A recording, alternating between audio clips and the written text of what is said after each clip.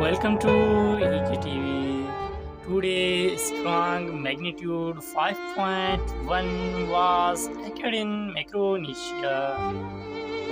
The quake hits Micronesia today, 4th April 2022,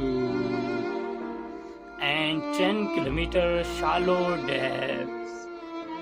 US Geological Survey is the first agency to report this quake with magnitude 5.1.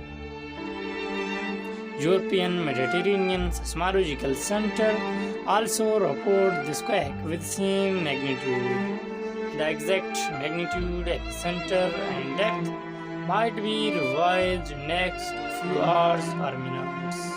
At the end, please like, subscribe and share our YouTube channel for more updates.